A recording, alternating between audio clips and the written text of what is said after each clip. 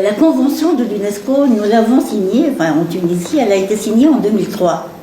Et en fait, on a mis 15 ans pour classer le premier patrimoine immatériel.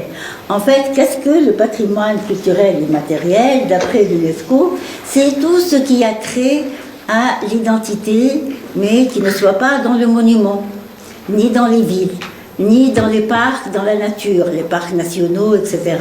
Donc, qu'est-ce qui reste? C'est donc les traditions orales, les arts du spectacle, les pratiques sociales, les rituels, les événements festifs, les connaissances et les pratiques concernant la nature et l'univers, c'est-à-dire tout ce qui est magie, etc.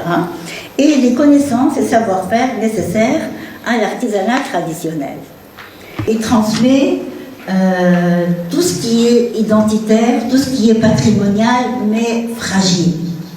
Et surtout un artisanat, parce que c'est celui, d'après l'UNESCO, c'est le vecteur qui séduise et qui se transmet de moins en moins, c'est l'artisanat. D'où l'intérêt accru de l'UNESCO de consacrer beaucoup d'énergie, beaucoup de budget, et un intérêt tout particulier pour le classement des savoir-faire. Non seulement de savoir-faire, mais ce qu'il draine derrière lui comme intelligence, comme mémoire collective et aussi comme personnalité. Je vais vous lire le texte de l'inscription de la poterie de Sejnen, donc comme il a été rédigé par l'UNESCO.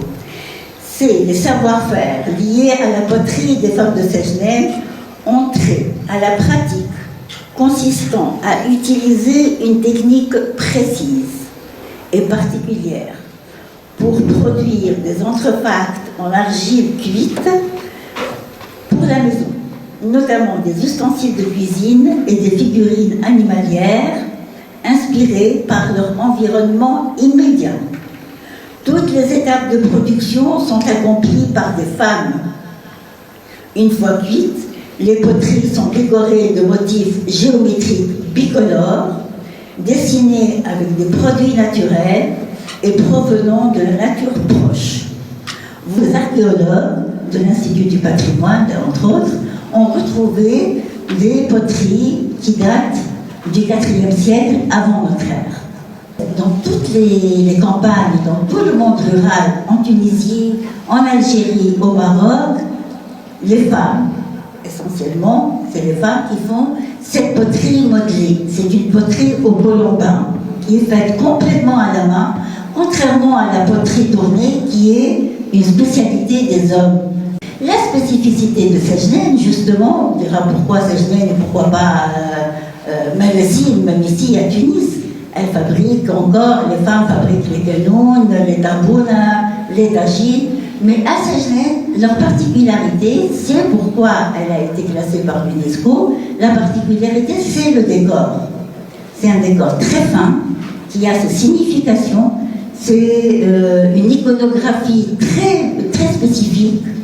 Dans un livre que j'ai écrit avec un collègue archéologue, on consacre, Adnel Wahishi, consacre tout un chapitre à l'étude des motifs et des signes et de leur symbolique et de leurs origines.